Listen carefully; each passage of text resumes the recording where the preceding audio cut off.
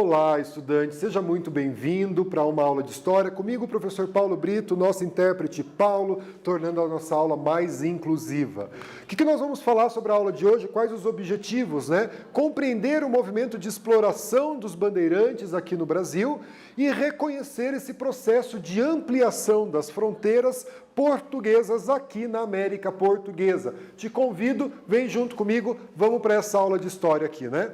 Você sabe o que significa, para o conteúdo de História, uma bandeira? Né? Não aquela bandeira como a bandeira do Brasil, mas para a história, né? Qual é o conteúdo da palavra bandeira?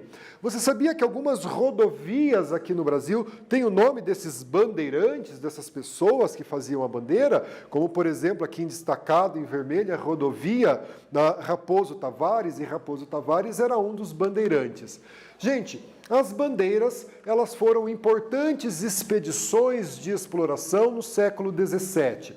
Eram expedições de exploração com o objetivo de encontrar metal precioso aqui no Brasil, de capturar escravos fugidos, de capturar indígenas e fazer o reconhecimento desse território e ir ocupando esses territórios. Então, isso era uma bandeira, nessa expedição exploratória aqui no Brasil, que tem início ali no século XVII. Várias rodovias no Brasil, como a Raposo Tavares, a Fernão Dias e a própria rodovia dos Bandeirantes, levam os nomes desses bandeirantes porque fazem não exatamente o caminho que esses bandeirantes fizeram, mas a ligação do centro comercial principal, ali próximo do litoral, no caso a cidade de São Paulo, com regiões mais ao interior do Brasil, que é o caminho que esses bandeirantes faziam, de sair ali dos povoados já existentes no Brasil e caminhando para o interior do Brasil, reconhecendo o território, fazendo preação indígena, capturando escravos fugidos e principalmente a tentativa de encontrar ouro aqui no Brasil, esse metal precioso que era aí sinônimo de riqueza para uma nação dentro da política mercantilista. Lembram disso? Que o acúmulo de metal precioso era sinônimo de riqueza de uma nação. E que Portugal mais queria encontrar aqui no Brasil no início da colonização era ouro e prata. Beleza? Você considera que as bandeiras auxiliaram os portugueses a conhecer e ocupar o território no interior do Brasil? Como que você acredita que as bandeiras interferiram na vida dos povos indígenas? Trago aqui para vocês esse monumento, né, aos bandeirantes. É uma escultura em São Paulo, ali próximo do Parque do Ibirapuera, feita por Victor Brecheret, um dos escultores aí que o Brasil teve mais importantes no século XX, uma homenagem aos bandeirantes. E que sim, eles vão auxiliar os portugueses nesse reconhecimento, nessa ocupação do território no interior do Brasil. Então, a partir do momento que eles vão interiorizando as bandeiras, indo para o interior do Brasil, vão transpassar a linha do Tratado de Tordesilhas e vão ocupar esses territórios para a coroa portuguesa. E essas bandeiras, é claro, ela vai interferir sim no modo de vida dos indígenas, né? Nesse contato, na expulsão dos indígenas, na adaptação desses costumes, né? Se Portugal, portanto, tivesse respeitado integralmente o Tratado de Tordesilhas, aquele tratado que dividia as terras americanas, de um lado Portugal e de outro Espanha, nós estaríamos neste momento tendo uma aula em espanhol, porque essa região aqui do Paraná, com exceção ali de Paranaguá, então você saía de Paranaguá, subia já para outras regiões do Paraná, nós já estaríamos em território espanhol. E os portugueses vão, ao longo da colonização, ocupando esses territórios. Então, estudar essa ocupação do território brasileiro, estudar a ocupação do território paranaense, é, em grande parte, entender esse desenho do mapa do Brasil atual, através, por exemplo, da atuação dos bandeirantes, né? Como eu disse para vocês, a porção da América que pertencia a Portugal era uma porção muito pequena frente ao tamanho do Brasil que ele é hoje. Então, essas bandeiras, ela contribuem para aumentar as fronteiras portuguesas aqui na América, para além do Tratado de Tordesilhas. Gente, então as bandeiras, a partir do século XVII, vamos ter essas bandeiras. Detalhe importante, se liga, as bandeiras eram expedições particulares, organizadas por particulares. Nós vamos ter, na história do Brasil, junto às bandeiras, as expedições públicas, que são chamadas de entradas. Então, nós temos as entradas, que são expedições públicas, as bandeiras são expedições privadas, são expedições particulares. A maioria partiu da Vila de São Paulo, então saía ali da fundação da Vila de São Paulo, rumo ao interior de São Paulo e de outras regiões do Brasil, chegando, por exemplo, em Minas Gerais. Compostas, em geral, por brancos mestiços indígenas, aí nessa tentativa de encontrar ouro, de enriquecimento desses colonos aqui na América Portuguesa. Então, as bandeiras, trago uma imagem aqui para vocês, um bandeirante paulista com indígenas no fundo, né? A roupa típica desse bandeirante é um óleo sobre tela do Henrique Bernadelli, de 1925, está lá no Museu Paulista, o chamado Museu do Ipiranga. Gente, olha essa atividade aqui sobre as bandeiras, vamos ler o enunciado da atividade. Era um negócio rendoso, rentável, mas de alto risco. Se alguns bandeirantes e financiadores ficavam ricos, outros perdiam a vida e o dinheiro. Mas a ambição do lucro era tamanha que, às vezes, a Vila de São Paulo se despovoava-se. Fascínio era grande demais. A gente tem a pergunta ali, né? Por que a busca pelo indígena? Por que o interesse pelos metais preciosos? A gente volta respondendo essa questão para vocês.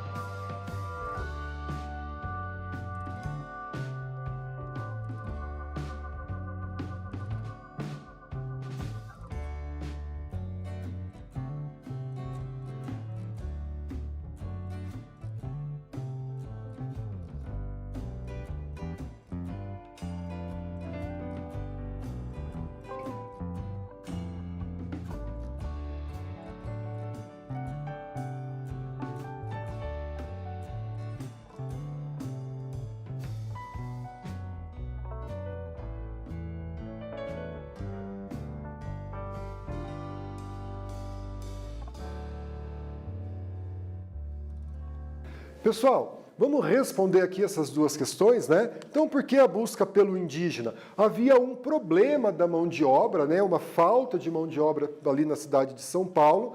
Então, eles, na tentativa de buscar esses indígenas para trabalhar nas lavouras. Lembrando que os jesuítas, a Igreja Católica, era contrário à escravização desses indígenas.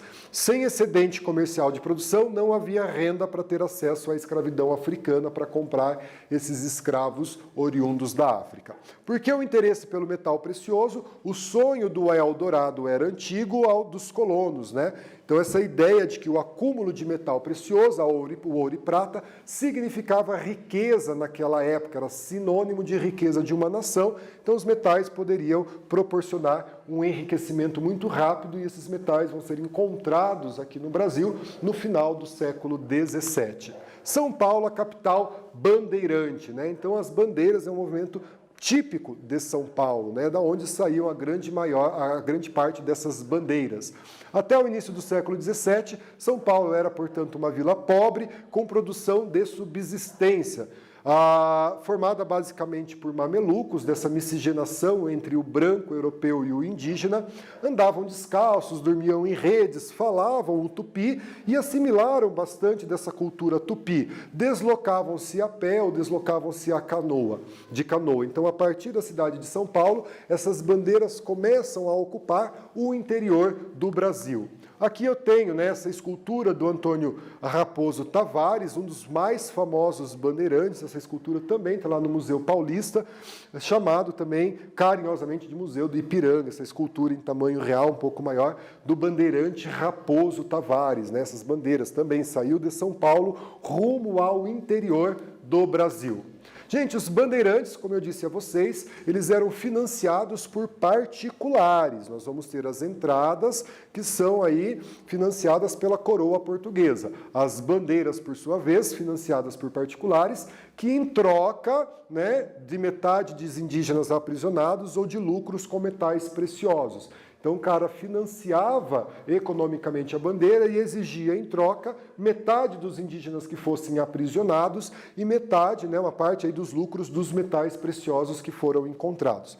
Quais eram os objetivos, né? Capturar esses indígenas para suprir a falta de mão de obra, principalmente ali na região de São Paulo, e encontrar os metais preciosos que garantia a esses bandeirantes um enriquecimento fácil, né? Encontrar esse ouro e prata. Vamos aqui para uma atividade, gente. Podemos citar como objetivos da bandeira, tem aqui o tempo e a gente já... tem aqui as alternativas e a gente volta com a correção da atividade.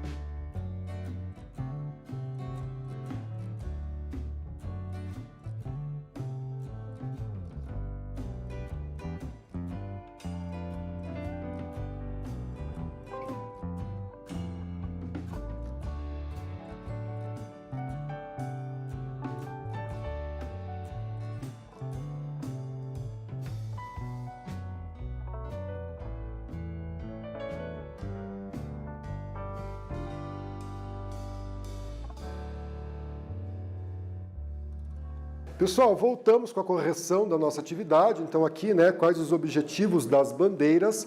Então, essa captura dos índios, né? A gente costuma usar um verbo para substituir capturar como prear. Então, é comum você ler nos textos de história, do seu livro didático, né, de provas que você, porventura, vai fazer, preação indígena, significa captura indígena, beleza?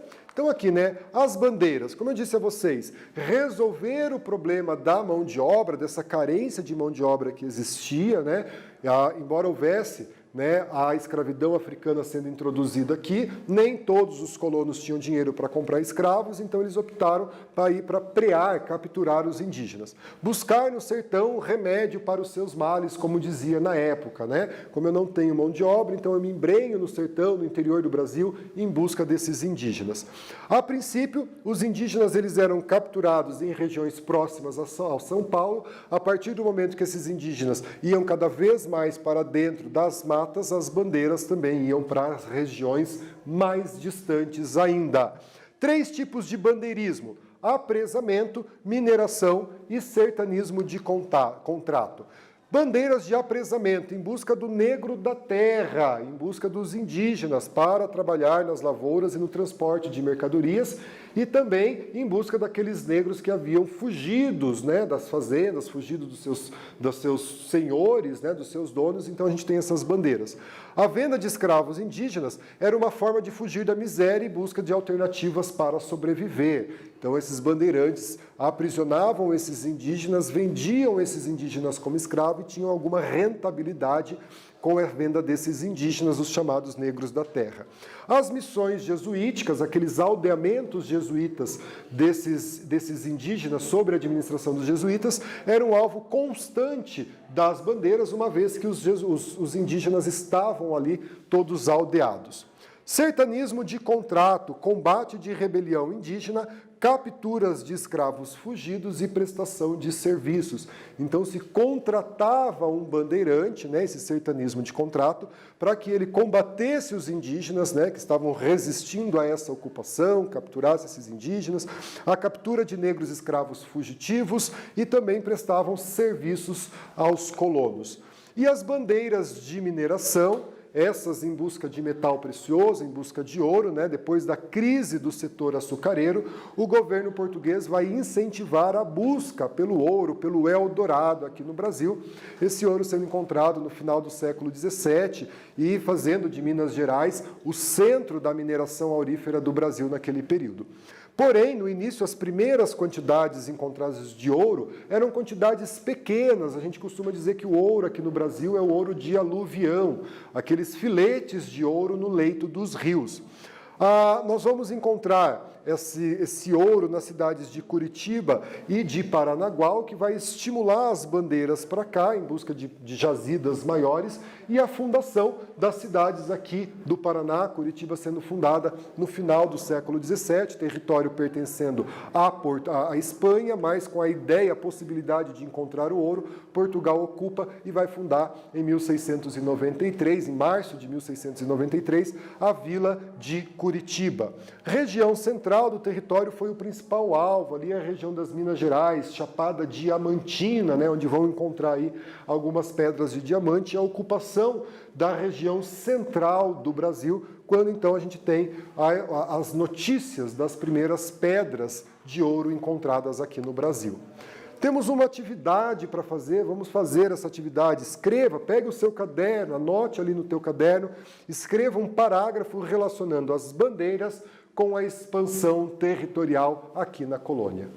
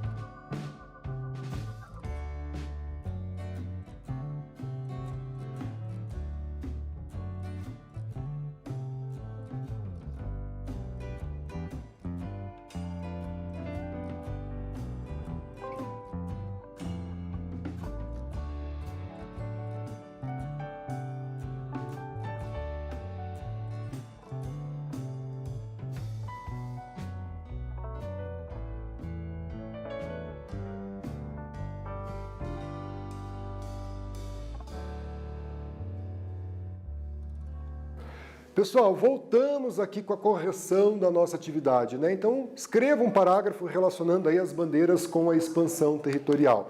Então, as bandeiras, elas contribuem para a interiorização do nosso território. Os bandeirantes saindo, por exemplo, da cidade de São Paulo e ocupando territórios para além do Tratado de Tordesilhas.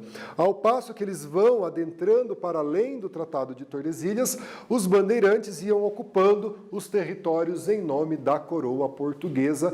Então, esse território que oficialmente pertencia, pelo Tratado de Tordesilhas, pertencia à Espanha, passa a ser ocupado por Portugal e, posteriormente, pertencendo a Portugal também. Inclusive, vai ter assinatura de um tratado posterior ao Tratado de Tordesilhas, aumentando os limites territoriais portugueses, uma vez que Portugal havia ocupado essas regiões.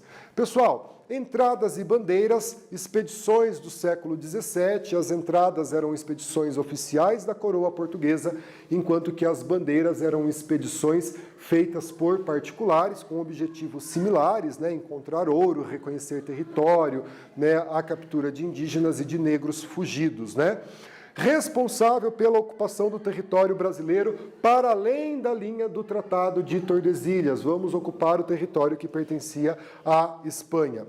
E as monções, então nós temos as entradas, as bandeiras e nós temos as monções. As monções eram expedições fluviais, partiam geralmente de Porto Feliz, em São Paulo, ia subindo os rios e tinha como objetivo abastecer as vilas que estavam se formando no interior do Brasil devido ao movimento dos bandeirantes. Beleza? Agradeço a atenção de vocês, agradeço ao Paulo, nosso intérprete. Fiquem bem, se cuidem e até a próxima. Tchau, tchau.